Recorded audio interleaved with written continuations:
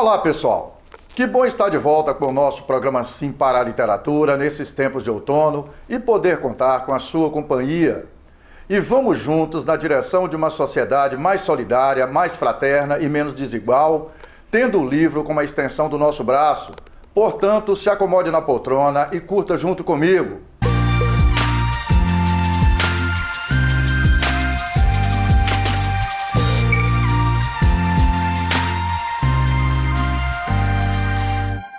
No nosso programa Sim para a Literatura, entre outras informações, temos as colunas Dica de Leitura e Dica de Livro. Temos também as colunas O Livro da Minha Vida, a participação de telespectadores apaixonados pela leitura, além de entrevista e muito mais. Na edição desta semana, vamos conversar sobre o Dia Nacional da Abolição da Escravatura, que tem data marcada dia 13 de maio no Brasil. Especialmente para buscar, junto com nossos convidados, a resposta para a seguinte pergunta: o que temos para comemorar? 13 de maio, uma data a ser comemorada? Afinal, está fazendo 135 anos que a Lei Áurea foi assinada. Mas não é, não pode e não deveria ser uma data a ser festejada, por diversos motivos. A escravidão no Brasil durou 388 anos, e nós somos o último país das Américas a acabar com a escravidão.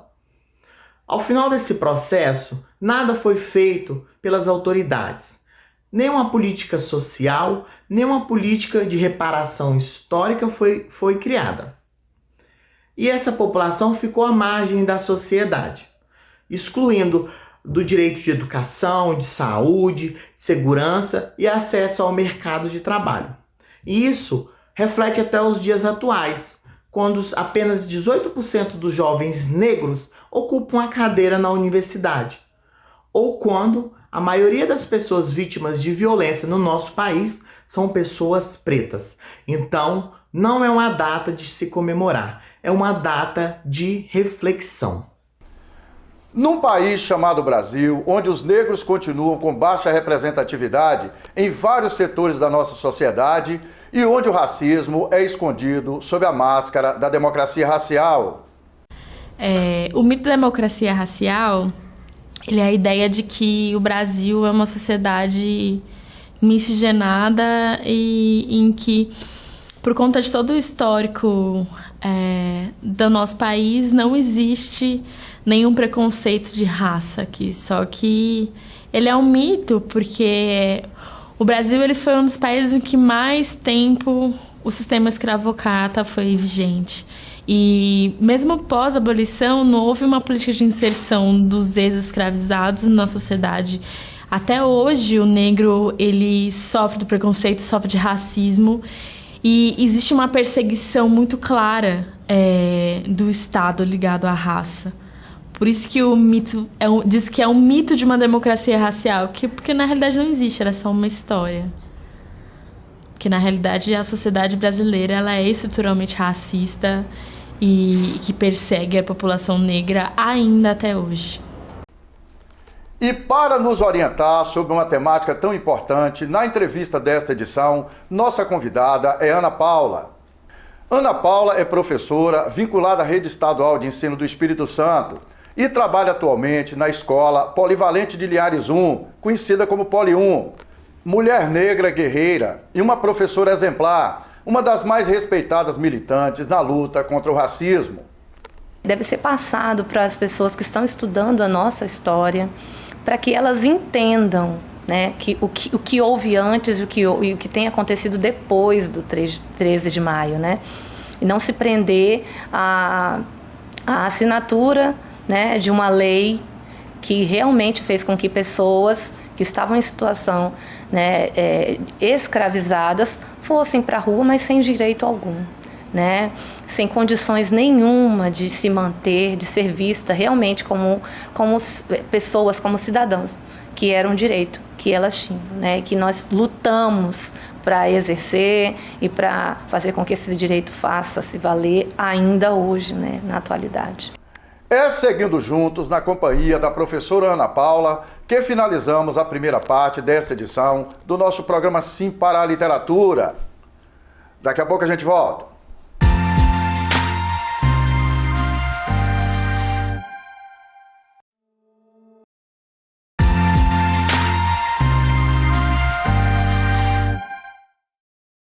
Estamos de volta com o nosso programa Sim para a Literatura e é muito bom continuar na sua companhia.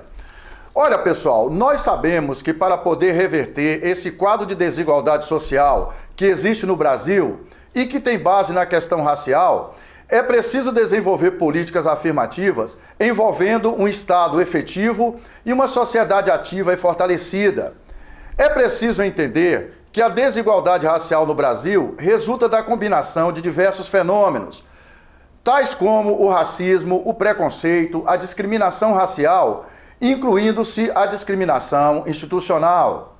E porque o Brasil ainda vive os reflexos, as consequências do racismo. O Brasil é um país racista. Então, quando você celebra a cultura negra, é também tirar espaço do preconceito, é também tirar o espaço da violência, porque o racismo mata no Brasil. Hoje é importante que a gente reflita sobre isso. Não adianta a gente negar, porque se a gente nega, a gente não resolve. É melhor olhar para o problema, ver que pontos, ajudar as nossas crianças brasileiras, brancas e negras, a enxergar esse país e a fazer diferente. A gente pode fazer diferente, a gente deve fazer diferente. As nossas crianças, nós merecemos isso.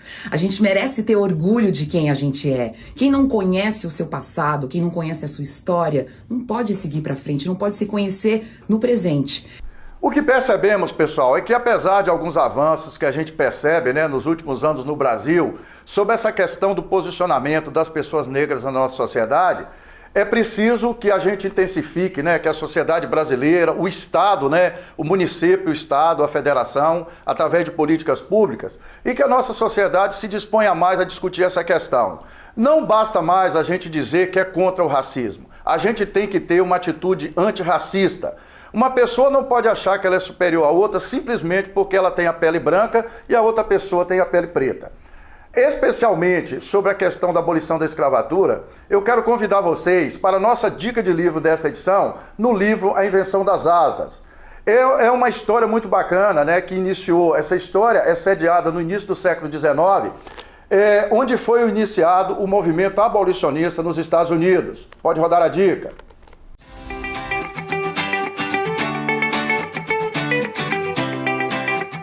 Olha, pessoal, o livro A Invenção das Asas, da escritora norte-americana Sue Monk Kidd, é a história romantizada que tem base numa história real da vida das irmãs Sarah e Angelina Greenquer, que protagonizaram os primeiros passos do movimento abolicionista no início do século XIX nos Estados Unidos, que lutaram não só pelo fim da escravidão, mas pela igualdade racial e de gênero. A escritora norte-americana apresenta uma obra-prima de esperança, ousadia e busca pela liberdade. A Invenção das Asas, pessoal, é um livro curto, mas com uma narrativa que encanta, misturando personagens fictícias e personagens reais. Um livro que não abranda o perigo da escravidão, porque é uma parte feia da nossa história, e que traz relatos reais de quem lutou contra esse sistema cruel e desumano, que vale a pena ser lido e relido. Uma história de luta que nos ajuda nessa tomada de consciência com reflexo nos dias atuais. Literatura de qualidade, direto na veia. Como está escrito na orelha do livro, em A Invenção das Asas, por meio de uma narrativa tocante e humana, às vezes irônica, acompanhamos a jornada de duas mulheres ao longo de 35 anos. Ambas desejam vida própria e juntas questionam as regras da sociedade em que vivem. Essa espécie de luta e de propósito a favor da vida e da liberdade é marcante. No nosso canal Paixão pela Leitura, pessoal, no YouTube, temos uma resenha completa sobre esse belíssimo livro. Acessem e compartilhem dessa experiência. Aproveite e faça a sua inscrição no nosso canal. E acompanhe junto comigo depoimentos de pessoas que, apesar de já terem, por exemplo, acesso à universidade, ainda encontram obstáculos, por serem pessoas pretas, de não serem reconhecidas, mesmo estando num ambiente de alto valor para o Brasil, que é o ensino superior, que ainda poucas pessoas têm acesso. na nossa coluna Apaixonados pela Leitura, Literatura na Veia.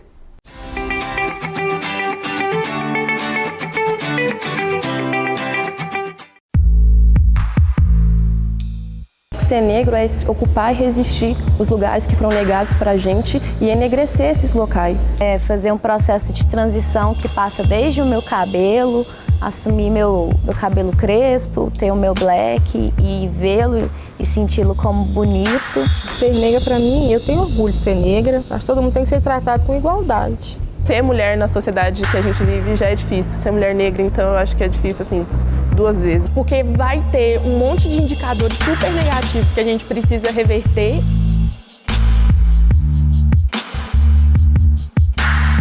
O negro, ele tem que começar a trabalhar muito cedo.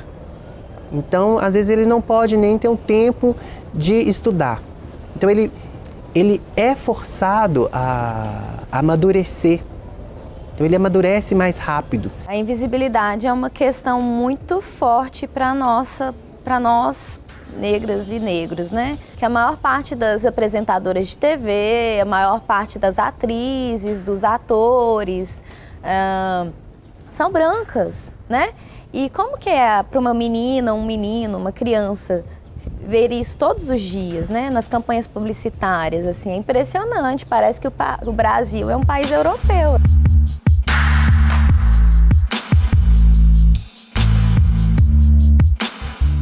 Para mudar é tanta coisa que a gente tem que mudar, né? Na época da minha mãe não tinha representatividade na mídia, não tinha representatividade negra em quase nada. Na minha época já teve um pouco mais. Na época da minha prima, hoje que ela tem 9 anos, ainda tem muito mais. Representatividade é o que mais importa.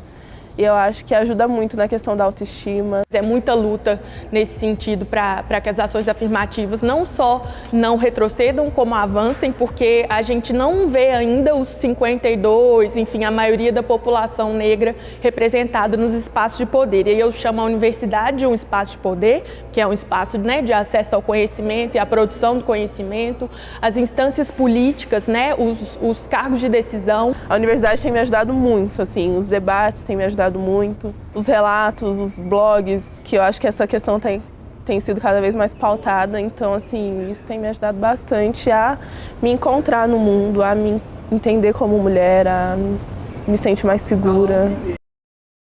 É fundamental que nossa sociedade caminhe na direção de produzir oportunidades onde as pessoas sejam reconhecidas e respeitadas pela sua competência, pelo seu esforço, pelo seu talento e pelo seu desenvolvimento intelectual. E não apenas pela cor da sua pele. Temos muita estrada para trilhar nesse sentido. É seguindo juntos na direção de uma sociedade que promova oportunidades e respeite as pessoas pela sua humanidade e não pela cor da pele, que finalizamos a segunda parte desta edição do nosso programa Sim para a Literatura. Daqui a pouco a gente volta. Deve ser passado para as pessoas que estão estudando a nossa história, para que elas entendam, né, que o que houve antes e o que tem acontecido depois do 13 de maio, né? E não se prender à assinatura, né, de uma lei que realmente fez com que pessoas que estavam em situação, né, escravizadas fossem para a rua, mas sem direito algum, né?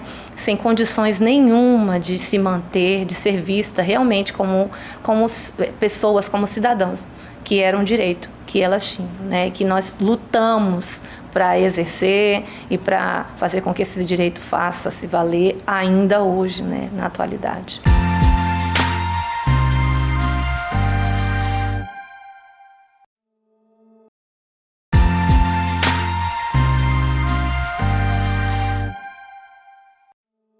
Estamos de volta com o nosso programa Sim para a Literatura e é muito bom continuar na sua companhia.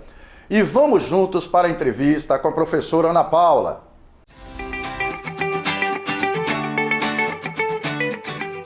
Nessa edição do nosso programa Sim para a Literatura, eu tenho o prazer de receber no estúdio da Rede Sim Televisão aqui em Linhares a professora Ana Paula. Ana Paula faz um trabalho incrível nas escolas aqui da rede pública estadual, desenvolve projetos, né? Além da atividade dela como professora, né, que precisa seguir a grade curricular da Secretaria de Estado de Educação, estando no interior da escola, a Paula estende a sua atividade como uma mulher preta extremamente consciente e que desenvolve, junto com seus pares, né, uma luta para que o negro tenha o lugar que ele merece, um lugar respeitado na sociedade brasileira. Nessa edição do dia 13 de maio de 2023, nós vamos falar da abolição da escravatura, efetivamente o que temos para comemorar estando em 2023. Paula, que prazer ter você aqui. Que bom, né, Paula? Prazer, a sua presença mais uma vez no programa Sim para a Literatura. Está começando o ano agora que você falou, né, Paula? Muita correria, né? Muito obrigada, eu estou grata pelo convite. Já tem um tempinho que eu estou querendo retornar, mas a agenda não permite. Você demorou a voltar aqui, né? Demorei a voltar. Então, assim, o sentimento realmente é de gratidão por ser lembrada, né? Nessa data importante, uma pauta muito importante também. E eu fico muito feliz. Ô Paula, o professor tem essas correrias, né? Ainda mais você que concilia a atividade como professora, a ativista que você é, a super profissional, mãe, esposa e um monte de coisas, né? Isso aí, a gente não pode parar, né? É uma correria, é um dinamismo muito grande e tentar fazer com seriedade, né, todos os papéis que eu tento desempenhar, eu tento manter. E às vezes eu não consigo atender algumas solicitações, mas a gente vai rompendo. Ô Paula, começar com a pergunta, né, que eu acho que não quer calar. 13 de maio de 2023, Dia Nacional da Abolição da Escravatura. O que você considera que nós temos que comemorar e o que nós não temos que comemorar? É uma data para comemorar? É uma data para não comemorar? É uma data para reflexão? Como é que você percebe isso? Bom, eu, né, falando por mim, não por digamos assim, por todas as pessoas pretas, falando por mim, por tudo aquilo que eu conheço hoje, como profissional, como adulta, como mulher negra, eu acredito que essa data não deixa, assim, de ser uma data importante, é uma data importante, porém é uma data que eu não comemoro, né? É uma data em que eu vejo como um período propício para militar, para trazer mais conhecimento, mais discussões, para lutar, né, por direitos que nos foram negados durante anos. Então, todo esse processo, que no caso da assinatura da Lei Áurea é uma questão política, né? Todo esse processo, ele deve ser debatido, deve ser passado para as pessoas que estão estudando a nossa história, para que elas entendam, né, que o que houve antes e o que tem acontecido depois do 13 de maio, né? E não se prender à assinatura, né, de uma lei que realmente fez com que pessoas que estavam em situação, né, escravizadas fossem para a rua, mas sem direito algum, né? Sem condições nenhuma de se manter, de ser vista realmente como pessoas, como cidadãs, que era um direito que elas tinham, né? Que nós lutamos para exercer e para fazer com que esse direito faça se valer ainda hoje, né, na atualidade. Olha, Paula, até para esclarecer para nosso telespectador aqui, que o processo de escravidão no Brasil, as pessoas que foram escravizadas aqui não eram escravas na África, né, Paula? Essas pessoas tinham uma vida normal, tanto que em vários ambientes, vários países da África, tinham pessoas que eram príncipes, princesas, reis, rainhas, e que foram trazidas para o Brasil à força através do tráfico, né, do navio negreiro. Então, clarear isso aí, que as pessoas foram escravizadas a partir do momento que elas chegaram aqui no Brasil. Tá, pessoal? Ô, Paula, existe uma discussão que é interessante até a gente esclarecer para o nosso telespectador, que essa data ela tem menos importância do que 20 de novembro, que é o Dia Nacional da Consciência Negra. Como é que você percebe isso? Que o Dia Nacional da Consciência Negra foi um dia, uma data criada para discutir mesmo essa questão. Mas e o 13 de maio? Pois é, como eu te falei, dizendo, não eu como embasamento histórico de professora de história, que qualificação que eu não tenho, tá?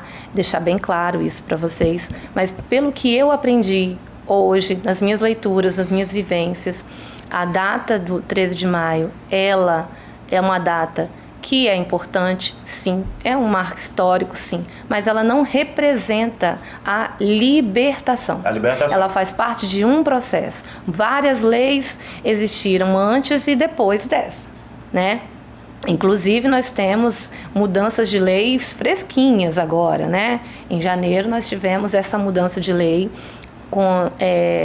que fala sobre a questão do crime de racismo, que o crime de injúria racial agora já está dentro, é encarado como crime de racismo, em janeiro de 2023. Então, assim, o 13 de maio representa de acordo com o meu conhecimento, com aquilo que eu acredito, mais uma lei, mais um processo, mas que, dentre tantos outros que nós conseguimos avançar com a luta de movimento negro, de abolicionistas, que até chegar o 20 de novembro, ou até falar agora como hoje, né, após a data do, acho que dia 11 de janeiro, é muito mais importante do que o 13 de maio.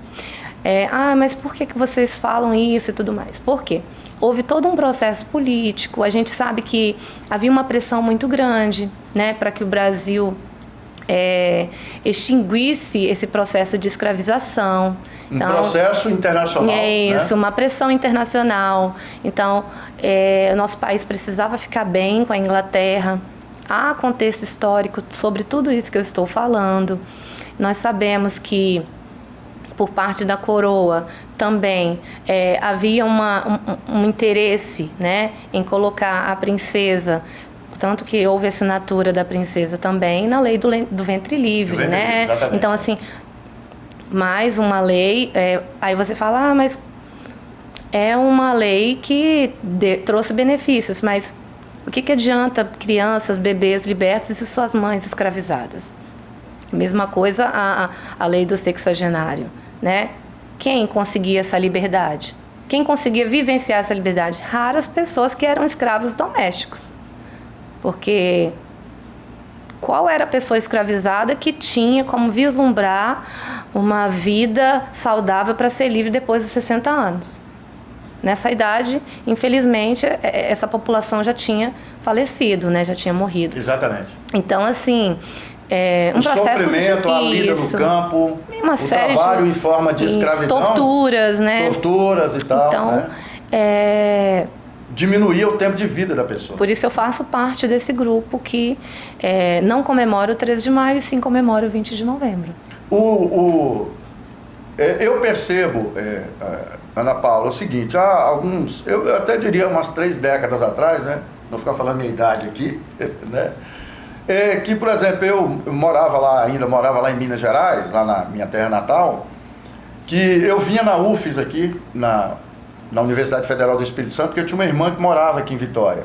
E a gente vinha a Vitória, particularmente para visitar a minha irmã, e como eu tenho esse envolvimento muito forte com a cultura, né, tinha amigos que estudavam na UFES e tal, a gente ia na UFES participar dos festivais de música, apresentações de teatro e tal. Quando eu chegava na UFES, eu não me sentia presente na universidade.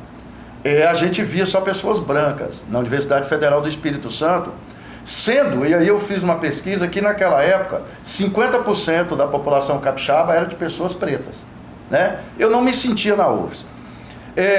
Essa questão mudou, hoje você vai na UFES, né? Você já vê que é um ambiente, nós estamos falando de Universidade Federal, né, pessoal? Onde, em princípio, todos têm o direito a ter o acesso, contando que cumpra os passos, né? Para que chegue ao curso superior. Hoje a gente percebe, eu vou colocar uma expressão, mas é no sentido positivo, que está mais misturado.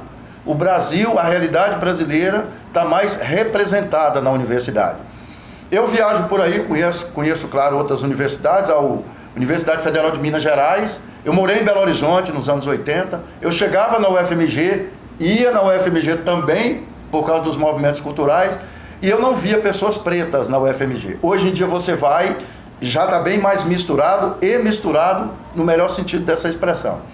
Você percebe algum avanço nisso e por quê? Então, eu percebo e também me sinto parte desse avanço. Quando você fala de se ver representados em lugares e tal, às vezes eu pergunto, hoje eu não posso fazer essa pergunta com o mesmo, digamos assim, entusiasmo que eu fazia antes, né? Porque realmente a realidade mudou. Mas quantas pessoas, quantos profissionais pretos passaram pela minha vida? Quantos professores pretos eu tive, né? Então, assim, você já começa a ver mudança nesse processo. Eu nem vou para o campo da universidade, eu falo dentro das escolas públicas de forma bem generalizada. Você tem visto mais a presença de pessoas negras, indígenas, você tem visto essas pessoas assumindo cargos de poder, né? Então, assim, hoje é bem comum você ver professor, doutor, né? Diretor, pedagogo, várias funções dentro da escola que até então não via. Pessoas pretas ocupando. Dentro da escola, eu costumo dizer que você tem só docentes e discentes, né? Todo mundo tem um papel ali. Todo profissional que trabalha dentro da escola, né? Desde do vigilante, a servente, né? Todo o apoio em pátio, em todos os aspectos, eles são docentes. Então, eles passam conhecimento. Só que, infelizmente, uma parcela, né, bem grande da sociedade estava acostumada a ver só pessoas negras em cargos subalternizados. Cargos de inferioridade. Né? Então, assim... serviçais, vamos dizer assim. Então, assim, ver profissionais atuando em outros cargos, né, em cargos de gestão, não era algo tão comum. Claro que isso precisa melhorar muito, mas a gente também deve muito disso. A gente sabe que estamos escurecendo as coisas, isso, né? Por conta de leis afirmativas, né? Por conta de cotas, né? Por conta de incentivos, políticas que têm esse acesso isso, políticas que têm garantido, né? Esse acesso às pessoas ao campo acadêmico e, de forma geral, participação em concursos públicos e tudo mais. Ô, Ana Paula, tem uma pesquisa que foi publicada recentemente sobre o aumento da violência contra a mulher em 2022, né? Infelizmente, a gente tem que divulgar esse número aqui, porque esse número, inclusive, esse número está passível de uma subnotificação, né? Morreram assassinadas em 2022, pessoal, em torno de 1.500 mulheres, né? Por feminicídio. Essas mulheres foram assassinadas por serem mulheres. E aumentou a violência geral contra a mulher. Mas o maior percentual de violência aconteceu em 2022 em mulheres pretas. Você, como mulher, como educadora, como mãe, como uma mulher casada, como é que você percebe tudo isso nesse universo que gira no seu entorno, Ana Paula? Principalmente no nosso município, né? Que a gente tem, aqui em Linhares, principalmente em nosso município, a gente vivencia rotineiramente casos, né, de feminicídio, de agressões contra mulheres.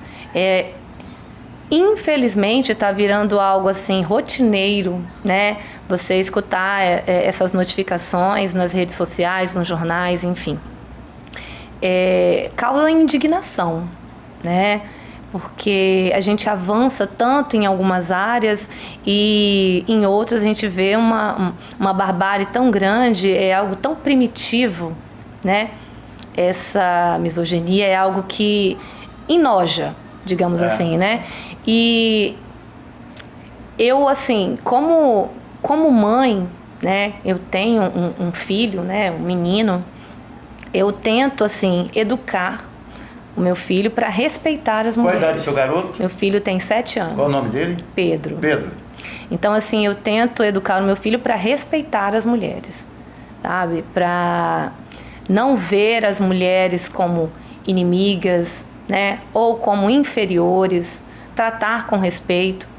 Então, assim, por mais que depois que ele cresça, muito do que ele fará, eu não tenho controle sobre algumas decisões, mas eu pretendo trabalhar para que ele seja um homem que respeite mulheres.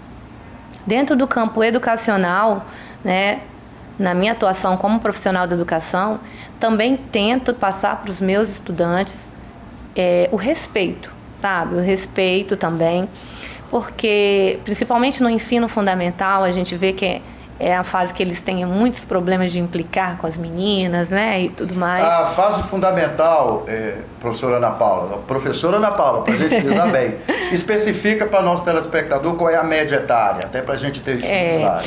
Então, 12 anos ali, 13 anos? Eu tenho ali estudantes no 7º ano com 11, né, 12 anos. É nessa média nessa fase. Que é um processo da pré-adolescência de autoafirmação. Então, assim, eles competem muito, alguns já começam a despertar interesse pelas meninas, mas é uma competição muito acirrada, né? E ali você começa a perceber a reprodução de um desrespeito. E é um desrespeito que está realmente estrutural, né? É um machismo que eles vivenciam dentro de casa. Isso, eles veem como as mulheres da família são tratadas e eles reproduzem. Então, assim, o que a gente tenta, e é um papel social, isso não é só porque eu sou professora, mas a gente tenta realmente passar isso para eles. Até porque eles estão no ensino que é fundamental. Então, que aprender coisas fundamentais para a vida deles. E são valores, o respeito, a ética, né? Então, assim, saber que não pode agredir, saber que você tem que respeitar, né? Que tem que ouvir também. Mas nessa fase, né, que eles precisam aprender que a mulher, né, a menina, ela tem direito de falar, que eles têm que respeitar a opinião, né, que eles têm que aprender a ouvir, né, porque tem essa questão de não deixar a menina falar, de não deixar, de achar que ele tem que falar. Então é aí que nasce, começa aí. De ser do sexo masculino, acha que tem o direito de ter voz. Pode, tudo mais. Então, eu acho que para que haja realmente uma mudança social, a gente tem que começar ali na base. E essa educação para respeitar, né, as mulheres, ela tem que começar realmente na infância. Porque a maioria das crianças e adolescentes que reproduzem todas essas agressões, elas vivenciam isso. Elas não têm referência positiva, né? Então, eu acredito que a transformação começa na base, para que nós tenhamos, né, homens de valor, que respeitem, né, as mulheres, que vejam a importância delas como ser humano também, e que não as vejam como objeto, como algo que é propriedade deles, né, e que tem que fazer aquilo que eles querem na hora que eles quiserem. Ô, Ana Paula, para a gente finalizar esse encontro, claro, já antecipando, pelo menos 6.000 agradecimentos por você ter vindo aqui, fala brevemente do seu projeto. O projeto das entrevistas que você está desenvolvendo. Isso. Como é que é o nome do projeto, para nosso telespectador saber? Pois é, nosso projeto se chama Negro Pode. Negro Pode é um projeto que visa potencializar vozes negras, né, que sofrem apagamento. Pessoas que estão aí desenvolvendo trabalhos fantásticos, um papel brilhante na sociedade e por conta do racismo não são evidenciadas. Então a gente tem um plano de ter um podcast, mas por enquanto nós estamos trabalhando com videocast e usando a plataforma do Instagram. Vídeos lá no Instagram, eu acompanhei lá. Usamos a plataforma do Instagram.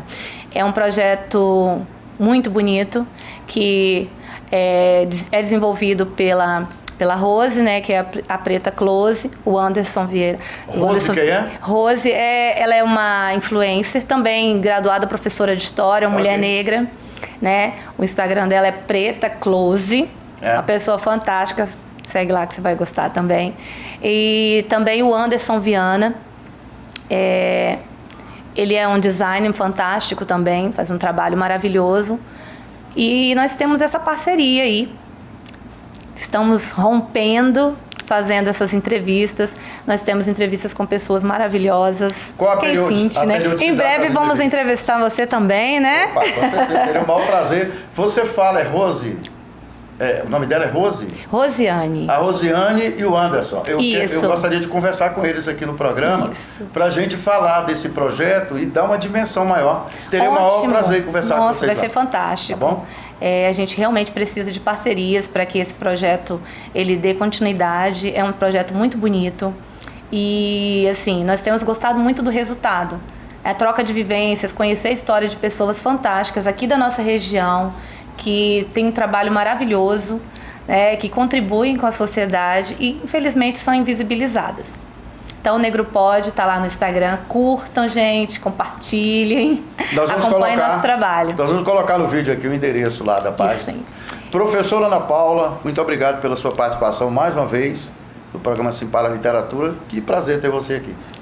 Eu agradeço. Eu quero encerrar mostrando para vocês esse caderno aqui. Hoje foi um lançamento pelo governo do estado. É o Caderno Orientador para Educação e Relações Étnico-Raciais do Espírito Santo. Eu estou muito feliz por essa conquista do nosso estado. Tem uma equipe fantástica que é responsável por este material. Esse material está sendo distribuído nas escolas da rede estadual. E hoje foi um lançamento com o governador Casagrande. E eu falei, eu tenho que levar. Que bom, que oportuno, porque quando se trata de avanço, esse é um avanço do nosso estado. Legal. Então é algo que fica marcado na história, né, do Espírito Santo. E eu estou muito feliz. Eu quero ter a oportunidade de ler, de conhecer esse trabalho. Casagrande parece que combinou com a gente aqui, né? Você estava vindo gravar. Obrigado, Ana Paula. Muito obrigada, eu que agradeço. Como disse Malcolm X, líder negro norte-americano, que morreu assassinado nos anos de 1960 por defender a igualdade entre brancos e negros.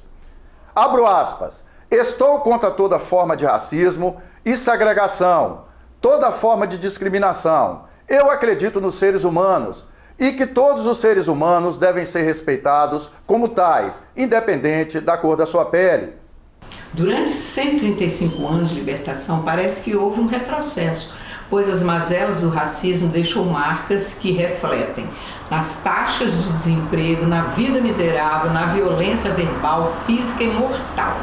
Portanto, 13 de maio é uma data que há muito deixou de ser comemorada pelo povo negro. Mas é uma data que deve ser lembrada como mais um dia de resistência. O lema, então, é persistir para existir. E essa persistência tem nos levado a algumas conquistas, principalmente porque existe um povo engajado no movimento negro e outras instituições voltadas pelas causas. Aos poucos estamos conquistando nosso espaço em todos os setores da sociedade. É isso aí, pessoal. Bem legal a participação de vocês, no prestígio que nos proporcionam com a sua audiência nessa edição do nosso programa Simpara Literatura. Para que vocês tenham acesso às edições anteriores e aos vídeos do programa, acessem youtube.com/simparaliteratura. Aponta seu celular para o QR Code que está na parte de baixo da tela da sua TV e faça sua inscrição no nosso canal. Vamos compartilhar experiências de leitura. Entrem em contato conosco através do e-mail simparaliteratura@gmail.com.